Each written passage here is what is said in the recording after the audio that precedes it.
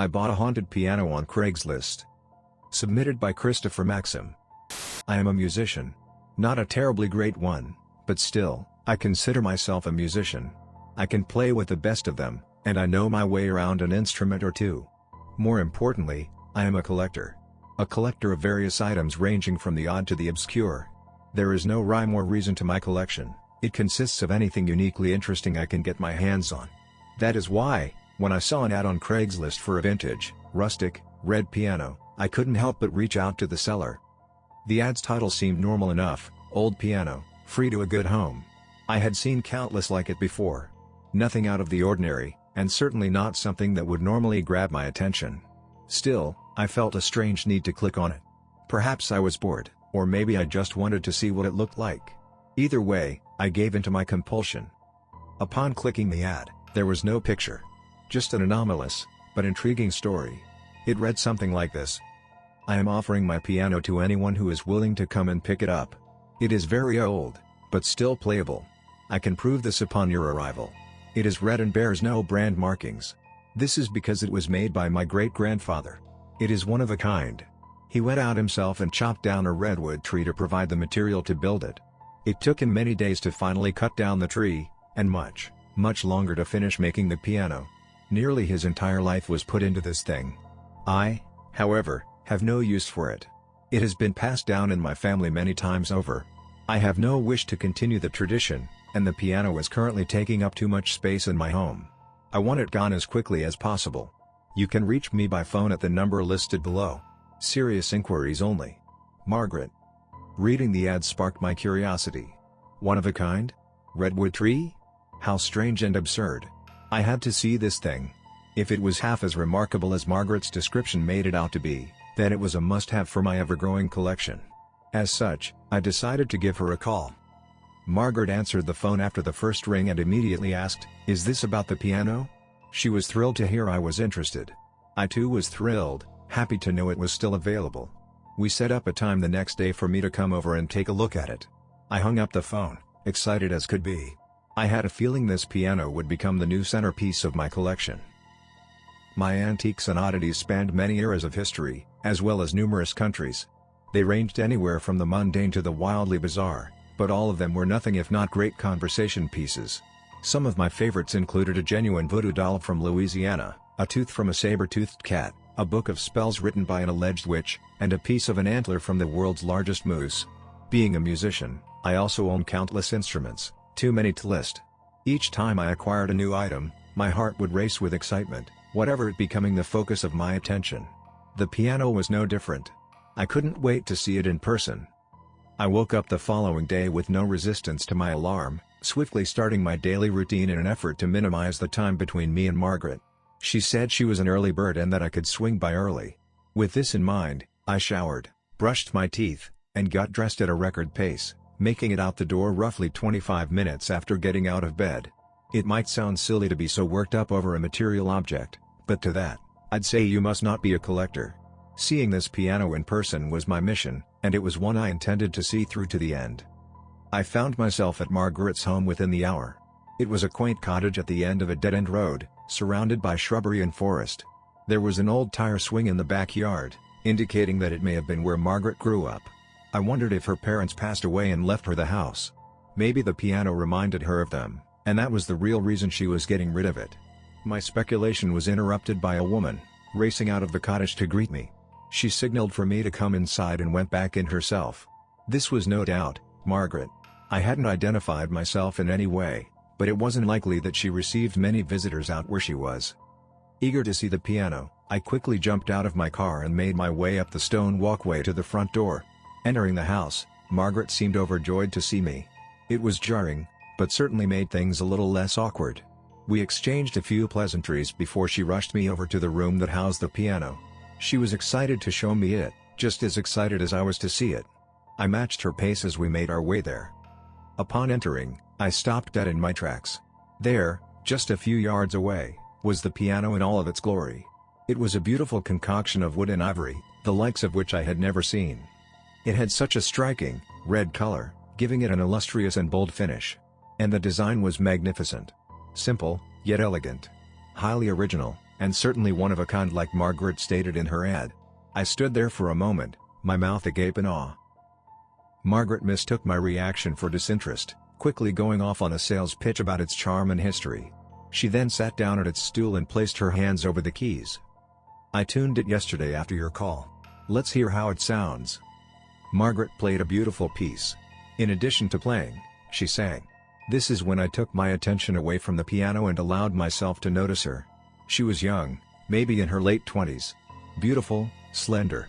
She had silver highlights in her hair, giving it a strange, albeit lovely luster. Her singing voice, accompanied by the wonderfully rich tone of the piano, captivated me in a way that I can't put into words.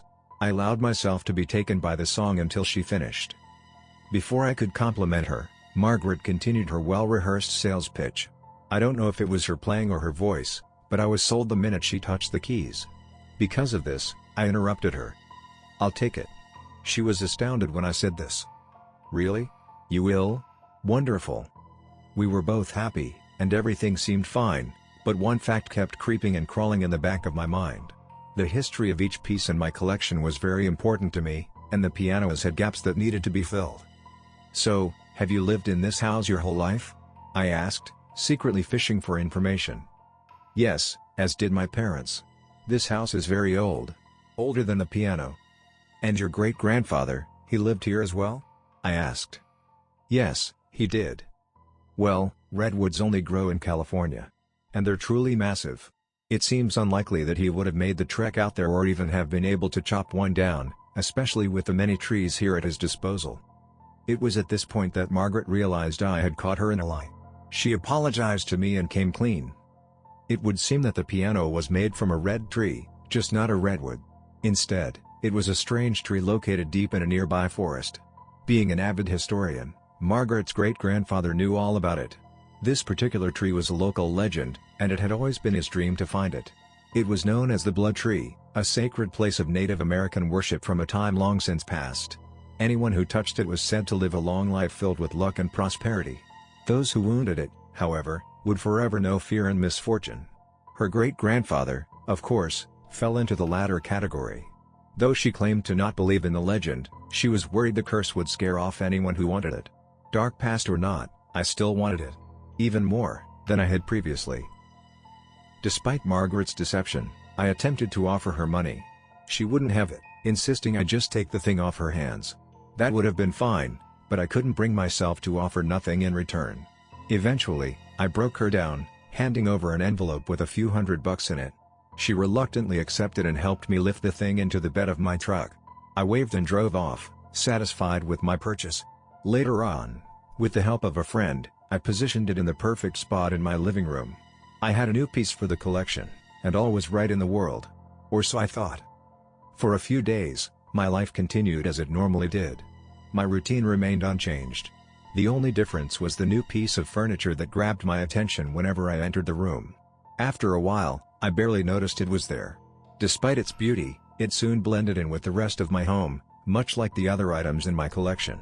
One night, however, changed this. I had just laid down and begun drifting into a light sleep when a loud bang downstairs jolted me awake. I jumped out of bed and took a moment to gather my wits.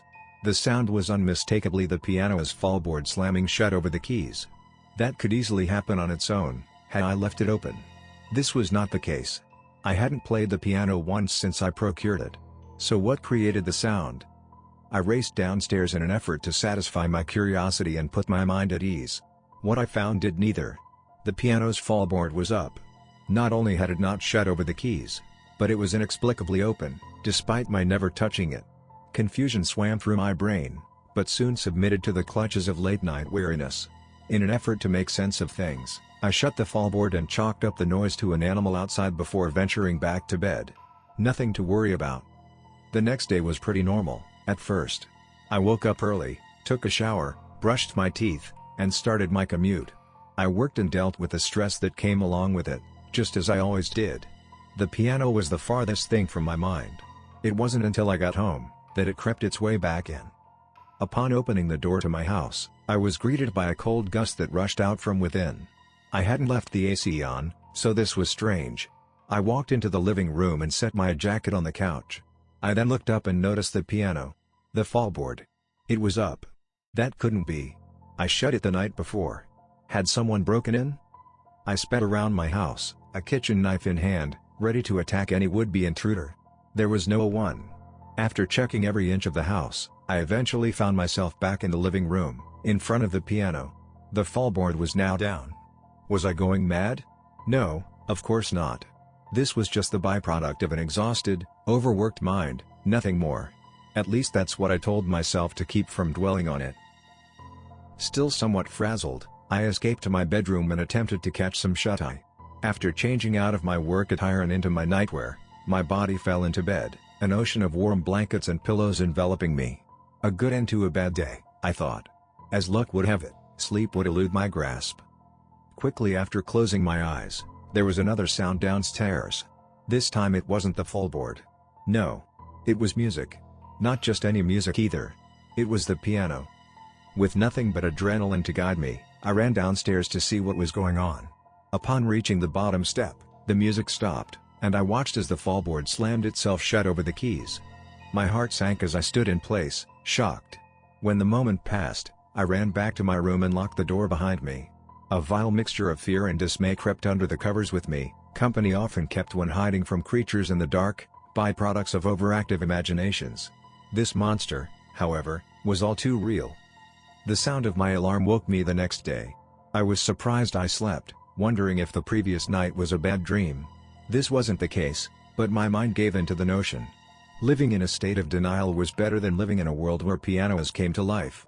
It was a splendid defense mechanism, and one that allowed me to go about my day without fear or unease. I left, went to work, came home, and went to bed.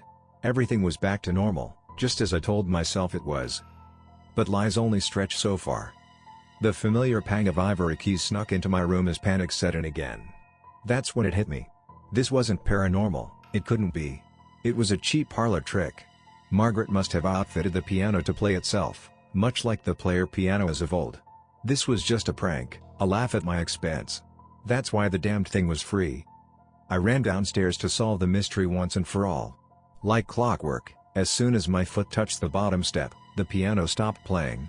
I walked over to it nonchalantly, confident in my new theory. Upon opening it up and exploring all of its crevices, I was surprised by what I saw. It was just a normal piano. Nothing extra was added in its creation to make it play on its own. Nothing at all. My calm demeanor vanished. I stared at the redwood and ivory keys before me and almost felt compelled to ask, "What are you?" Instead, I remained silent. This silence, however, was quickly obliterated by the sound of music as the piano began playing itself once again. I wanted to run, but terror kept me still. I watched the horror unfold. The keys were pressed down hard, controlled by an unseen force. A haunting peace filled the room as pictures fell from the walls. The house began to shake around me. My eyes darted back and forth in fear, but then noticed something outside. Standing at my window was a shadowy figure. It took off before the moonlight could reveal its identity. This was enough to break my trance. I ran outside to escape the madness. All the while, the song raged on. The house continued to shake behind me. The dark figure was nowhere to be seen. Margaret had not rigged the piano to play on its own, but I was not losing my marbles either. This was something entirely different. Something not of this world. All at once, the music stopped and the world around me with it. No wind, no cars, no animals, and no people. Nothing. It was the middle of the night at this point, but where were the crickets chirping, the frogs croaking, the trees swaying? Where was the life outside my home? A little exploration revealed that I was truly by myself. Every living creature in the vicinity had disappeared. What the hell was going on? Why was this happening?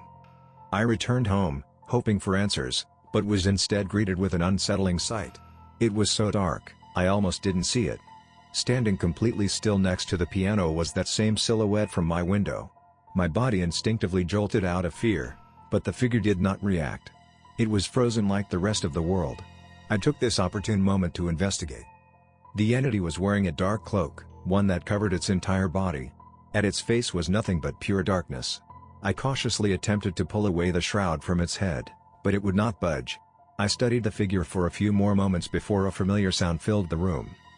The piano's song recommenced, and in an instant, the world returned to life. A vortex of dark energy swirled around the shadowy figure as it reached out for me with skeletal hands. I fell back, but managed to escape unscathed, crawling out the front door in an awkward slur of motion.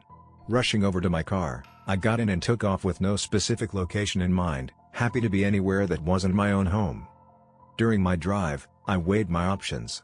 Destroying the piano came to mind, but the risk outweighed the reward.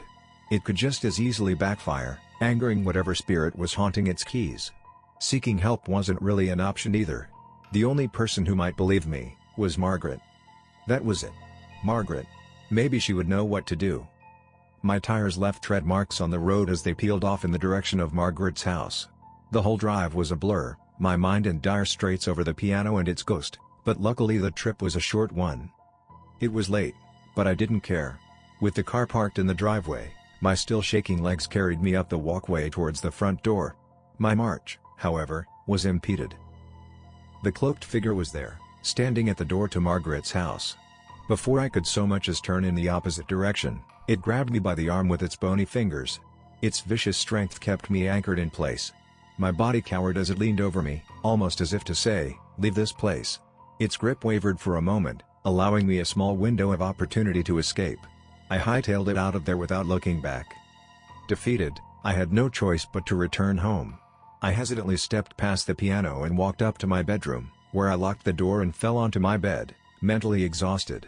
I would not have even a moment of solace, as the song started up again the second my head hit the pillow. The house quaked beneath me, but I remained still, sick of the repetition. The banging on my bedroom door that followed, however, succeeded in startling me.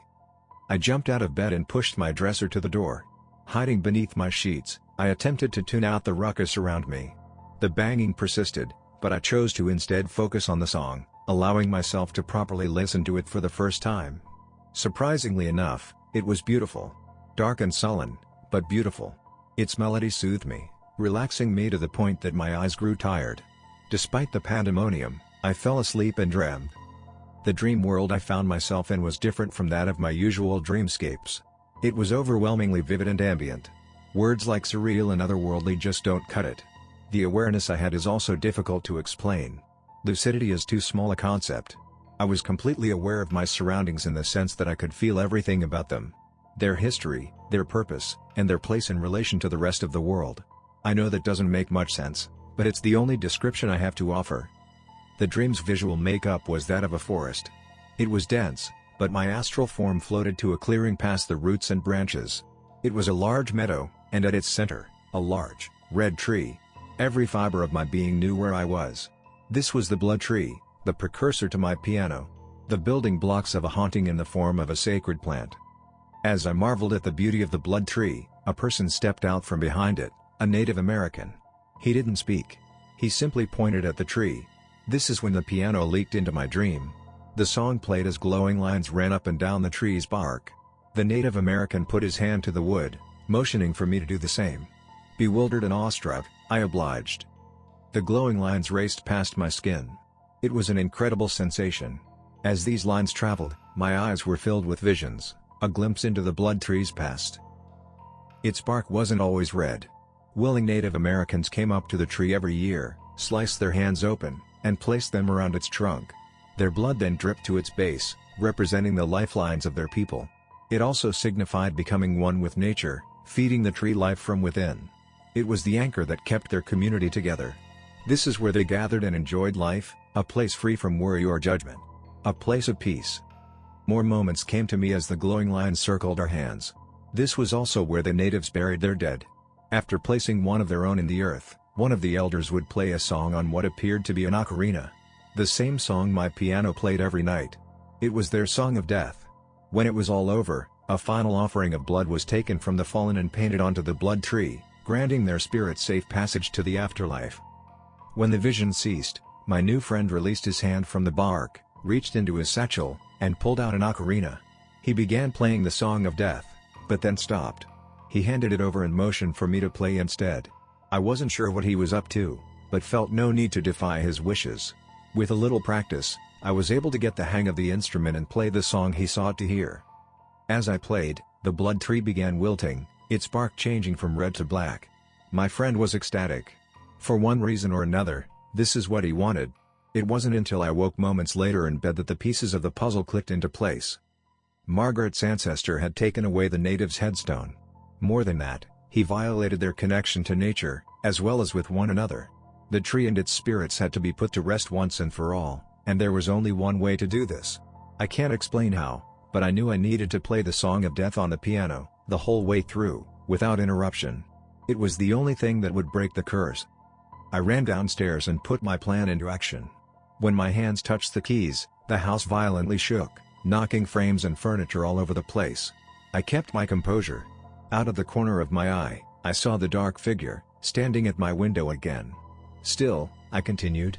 I had an obligation to persevere, if not for the tree or its ghosts, then for myself. The nightmare had to end. The cloaked entity materialized at different spots in the room, sometimes next to me, other times breathing down my neck. I paid it no attention, despite my fear. I had come too far to let my balance waver now. Just as the shadowy figure sat next to me at the piano, I struck the final note of the song. The madness around me stopped. A weight was lifted from my shoulders and those of many others. I turned to the figure beside me and noticed the pelt of dark energy surrounding it was no longer there. It reached up and pulled the shroud from its face, revealing its identity. It was the Native American from my dream. He threw me a thankful smile before vanishing, happy to be released from his purgatory. I too was elated. The ordeal was over, and countless spirits could rest easy, free to cross over to the other side. My work was done. Months have passed, and the piano remains in my living room, quieter than it's ever been before. I even play it from time to time.